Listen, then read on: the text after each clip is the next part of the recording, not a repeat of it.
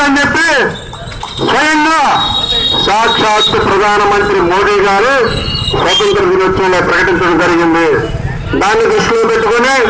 మరి ఆర్ కృష్ణయ్య గారు భారతదేశంలో ఉన్నటువంటి 29 రాష్ట్రాల్లో పర్యటన చేస్తున్నాం. కేంద్ర ప్రాంతాలు 6 ఉన్నాయి. అందరు ముఖ్యమంత్రులు కలిసి వారి మద్దతు తీసుకొని అదేవిధంగా బడుగు బలహీన వర్గాలకు చెందినటువంటి పార్లమెంటు సభ్యుల్ని, ఎమ్మెల్యేలని, ఎమ్మెల్సీని మరియు చైర్మన్ అందరూ కూడా వారి వారి యొక్క లెటర్లు తీసుకొని పార్లమెంట్ లో బడుగు బలహీన వర్గాల వారికి చట్టసభల్లో రిజర్వేషన్ కావాలని చెప్పి ఆర్ కృష్ణ గారి నేతృత్వంలో త్వరలో రేపు రానున్న మార్చి ఎండాకాల సమావేశంలో బిల్లు ప్రవేశపెట్టడానికి ప్రయత్నం చేస్తున్నాం. అదేవిధంగా మరి ఈ రోజున రాష్ట్రంలో ఒక గౌరవ ముఖ్యమంత్రి గారు ఒక 5 సంవత్సరాల కాలం మంత్రిగా, 5 సంవత్సరాలు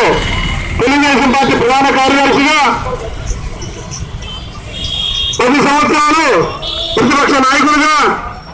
తెలుగు రాష్ట్రాల్లో 9 సంవత్సరాలు ముఖ్యమంత్రిగా, 2.5 సంవత్సరాల్లో ఇక్కడ ఆంధ్రప్రదేశ్ ముఖ్యమంత్రిగా చేసినటువంటి గౌరవ ముఖ్యమంత్రి గారు బడుగు బలహీన వర్గాలకి కావాలని చెప్పి అన్యాయం చేస్తూ మంజునాథా కమిటీ చేశారు తప్ప కులాల రెచ్చబెట్టు చిచ్చు పెట్టారని చెప్పి వెంటనే మంజునాథా కమిటీ రద్దు చేయాలని చెప్పి ఈ యొక్క సభావిధిగా చూస్తున్నా. ఒక్కసారి సోదరులు తమ్ముళ్ళు, ఈ మంజునాథా కమిటీ వల్ల మనకి జరిగే ప్రమాదం చాలా ఉంది. ఇది మంజునాథా కమిటీ కాదు, గౌరవ ముఖ్యమంత్రి గారి కమిటీ అని చెప్పి మీ అందరూ తెలియజేస్తూ ఒక్కసారి డౌన్ గౌరవ ముఖ్యమంత్రి అంటూ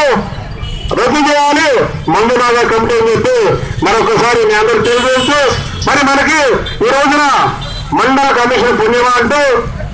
గ్రామ స్థాయిలో వార్డు మెంబరు, సర్పంచ్, జిల్లా పరిషత్ మెంబరు, ఎంపీటీసీ మెంబరు, మున్సిపాలిటీలో రిజర్వేషన్ దక్కుతుందంటే మరి ఆ రోజున మండల కమిషన్ పుణ్యం అని చెప్పి ఈ రోజున మరి ఈనాడు మరి గౌరవ ముఖ్యమంత్రి గారు మంజునాథా కమిటీ ద్వారా వారికి హెచ్చరిస్తున్నటువంటి వారికి రిజర్వేషన్ కల్పించి మనకున్నటువంటి హక్కులను కాలరాస్తూ మరి ఆనంద కాలంలో మరి వాళ్ళకి ఈ యొక్క పదవులందరూ కూడా కట్టబెట్టి వారి సామాజిక వర్గానికి